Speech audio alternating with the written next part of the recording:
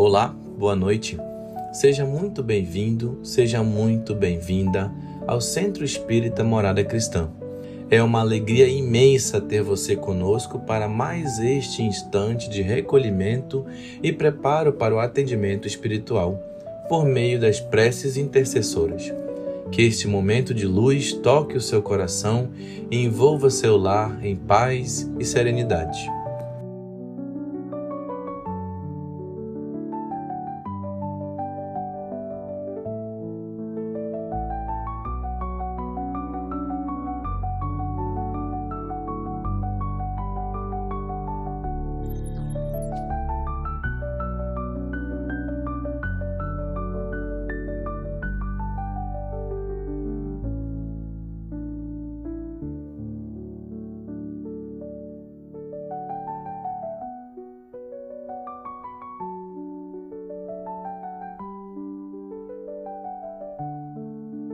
Aproveite esse tempo e coloque ao seu lado sua garrafa ou copo de água, com fé e confiança, para que ela seja fluidificada de acordo com as suas necessidades.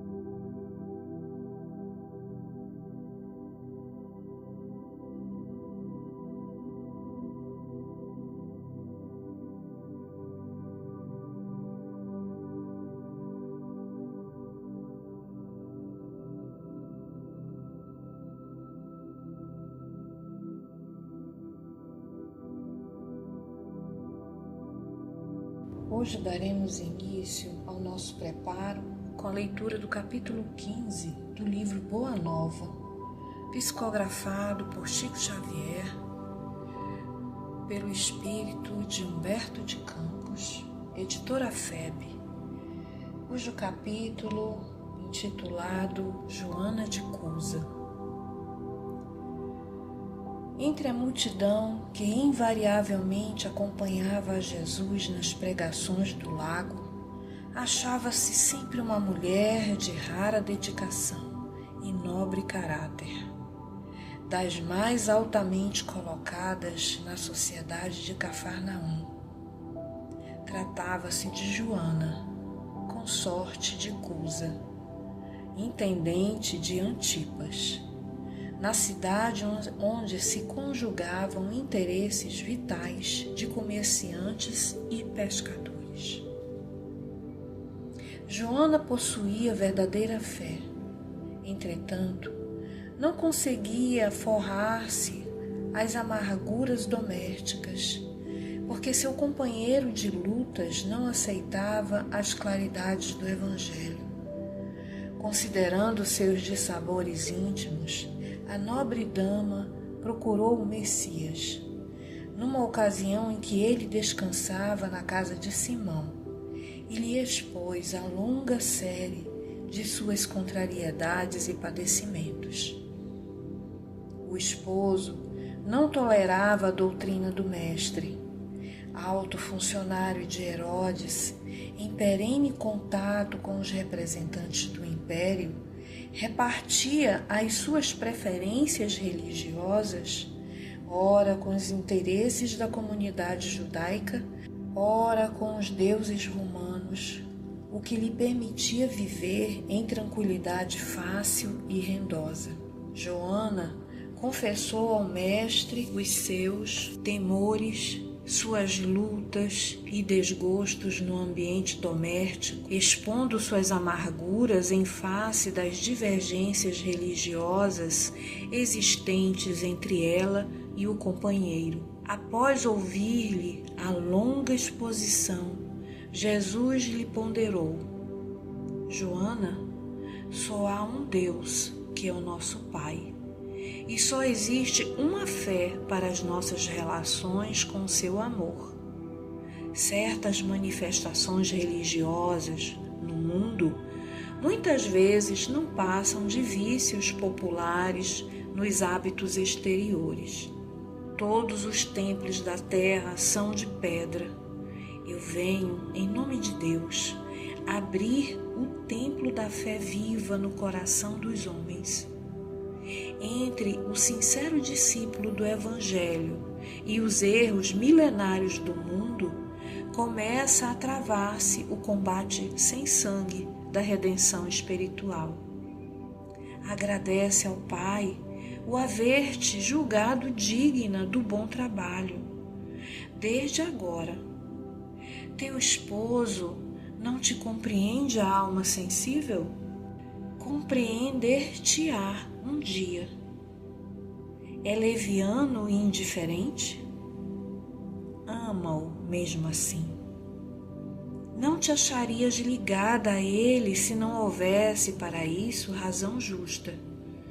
Servindo-o com amorosa dedicação, estarás cumprindo a vontade de Deus. Fala-me de teus receios e de tuas dúvidas. Deves, pelo Evangelho, amá-lo ainda mais. Os sãos não precisam de médico. Além disso, não poderemos colher uvas nos abrolhos, mas podemos amanhar o solo que produziu cardos envenenados a fim de cultivarmos nele mesmo a videira maravilhosa do amor e da vida. Joana deixava entrever no brilho suave dos olhos a íntima satisfação que aqueles esclarecimentos lhe causavam, mas, patenteando todo o seu estado de alma, interrogou: Mestre, vossa palavra me alivia o espírito atormentado. Entretanto, sinto dificuldade extrema para um entendimento recíproco no ambiente do meu lar. Não julgais acertado que lute por impor os vossos princípios? Agindo assim, não estarei reformando meu esposo para o céu e para o vosso reino? O Cristo sorriu serenamente e retrucou: quem sentirá mais dificuldade em estender as mãos fraternas será o que atingiu as margens seguras do conhecimento com o Pai ou com aquele que ainda se debate entre as ondas da ignorância ou da desolação, da inconstância ou da indolência do espírito. Quanto à imposição das ideias, continuou Jesus, acentuando a importância de suas palavras, por que motivo Deus não impõe a sua verdade e o seu amor aos tiranos da terra? Por que não fulmina com um raio o conquistador desalmado que espalha a miséria e a destruição com as forças sinistras da guerra? A sabedoria celeste não extermina as paixões, transforma-as. Aquele que semeou um mundo de cadáveres desperta, às vezes, para Deus, apenas com uma lágrima. O Pai não impõe a reforma a seus filhos. Esclarece-os no momento oportuno, Joana. O apostolado do Evangelho é o de colaboração com o céu nos grandes princípios da redenção. Ser fiel a Deus, amando o teu companheiro do mundo, como se fora teu filho. Não percas tempos em discutir o que não seja razoável. Deus não trata contendas com as suas criaturas e trabalha em silêncio por toda a criação. Vai, esforça-te também no silêncio. E quando convocada ao esclarecimento, fala o verbo doce ou enérgico da salvação, segundo as circunstâncias. Volta ao lar e ama o teu companheiro como um material divino que o céu colocou em tuas mãos para que talhes uma obra de vida, sabedoria e amor. Joana de Cusa experimentava um brando alívio no coração, enviando a Jesus um olhar de carinhoso agradecimento. Ainda lhe ouviu as últimas palavras: vai, filha, ser fiel. Desde esse dia memorável para a sua existência, a mulher de Cusa experimentou na alma a claridade constante de uma resignação sempre pronta ao bom trabalho e sempre ativa para a compreensão de Deus. Como se o ensinamento do Mestre estivesse agora gravado indelevelmente em sua alma, considerou que, antes de ser esposa na terra, já era filha daquele Pai que, do céu, lhe conhecia a generosidade e os sacrifícios. Seu espírito divisou em todos os labores uma luz sagrada e oculta. Procurou esquecer todas as características inferiores do companheiro para observar somente o que possuía ele de bom, desenvolvendo nas menores oportunidades o embrião vacilante de suas virtudes eternas. Mais tarde, o céu lhe enviou um filhinho que veio duplicar os seus trabalhos. Ela, porém, sem olvidar as recomendações de fidelidade que Jesus lhe havia feito, transformava suas dores num hino de triunfo silencioso em cada dia.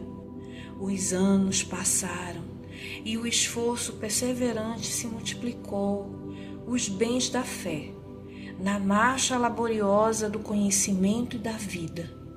As perseguições políticas desabaram sobre a existência do seu companheiro.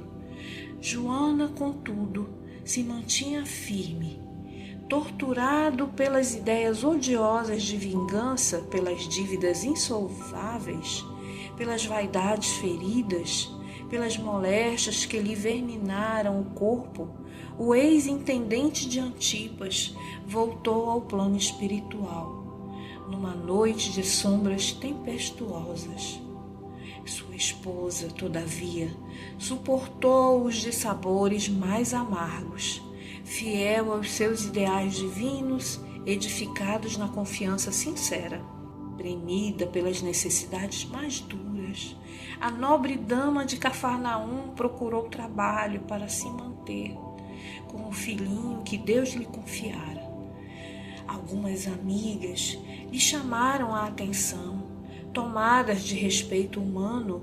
Joana, no entanto, buscou esclarecê-las, alegando que Jesus igualmente havia trabalhado, calejando as mãos nos serrotes de modesta carpintaria, e que, submetendo-se ela a uma situação de subalternidade no mundo, se dedicara primeiramente ao Cristo, de quem se havia feito escrava devotada. Cheia de alegria sincera, a viúva de Cusa esqueceu o conforto da nobreza material, dedicou-se aos filhos de outras mães, ocupou-se com os mais subalternos afazeres domésticos para que seu filhinho tivesse pão. Mais tarde, quando a neve das experiências do mundo lhe alvejou os primeiros anéis da fronte, uma galera romana a conduzia a seu bojo, na qualidade de serva humilde. No ano 68, quando as perseguições ao cristianismo iam intensas, vamos encontrar num dos espetáculos sucessivos do circo uma velha discípula do Senhor, amarrada ao porte do martírio, ao lado de um homem novo, que era seu filho. Ante o vozerio do povo, foram ordenadas as primeiras flagelações. Abjura! Exclama o executor das ordens imperiais, de olhar cruel e sombrio. A antiga discípula do Senhor contempla o céu, sem uma palavra de negação ou de queixa. Então o açoite vibra sobre o rapaz seminu, que exclama em lágrimas: repudia Jesus, minha mãe. Não vês que nos perdemos? Abjura por mim, que sou teu filho. Pela primeira vez dos olhos da Marte, corre a fonte abundante das lágrimas. As rogativas do filho são espadas de angústia que lhe retalham o coração. Abjura! Joana ouve aqueles gritos, recordando a existência inteira. O lar risonho e festivo, as horas de ventura, os desgostos domésticos, as emoções maternais, os fracassos do esposo, sua desesperação e sua morte, a viuvez, a desolação e as necessidades mais duras. Em seguida, ante aos apelos desesperados do filhinho, recordou que Maria também fora mãe e, vendo o seu Jesus crucificado no madeiro da infâmia, soubera conformar-se com os desígnios divinos. Acima de todas as recordações, com uma alegria suprema de sua vida, pareceu-lhe ouvir ainda o Mestre, em casa de Pedro, a lhe dizer: vai, filha, sê fiel. Então, possuída de força sobre-humana, a viúva de Cusa contemplou a primeira vítima ensanguentada e, fixando no jovem um olhar profundo e inexprimível, na sua dor e na sua ternura, exclamou firmemente: cala-te, meu filho. Jesus era puro e não desdenhou o sacrifício. Saibamos sofrer na hora dolorosa, porque, acima de todas as felicidades transitórias do mundo, é preciso ser fiel a Deus.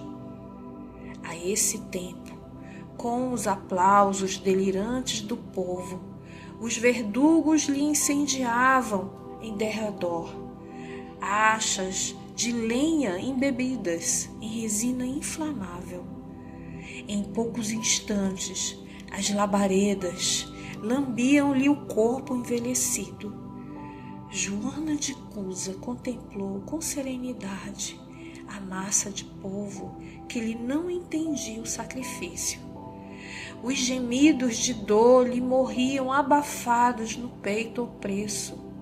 Os algozes da Marte cercaram-lhe de impropérios a fogueira. O teu Cristo soube apenas ensinar-te a morrer?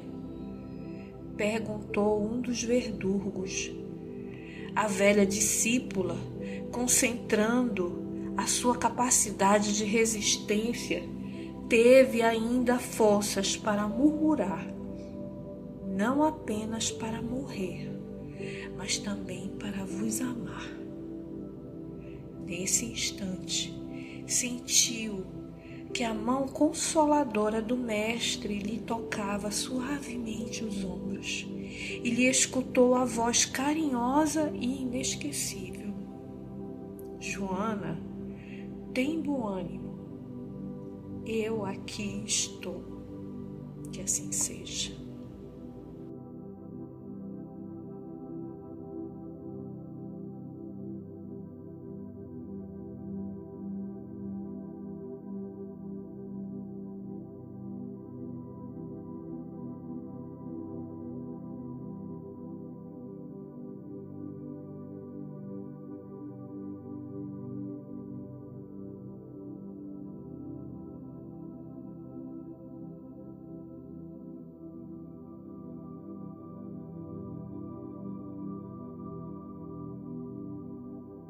Com serenidade e o pensamento elevado, convidamos você a se conectar com as esferas superiores, unindo-se a nós em oração.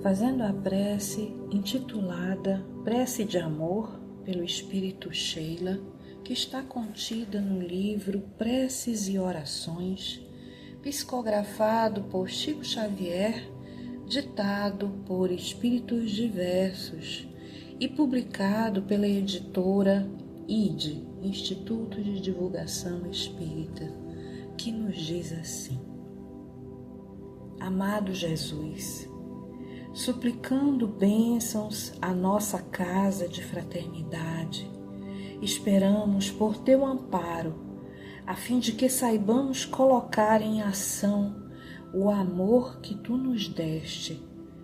Auxilia-nos a exercer a compaixão e o entendimento, ensinando-nos a esquecer o mal e a cultivar o bem, na paciência e na tolerância de uns para com os outros.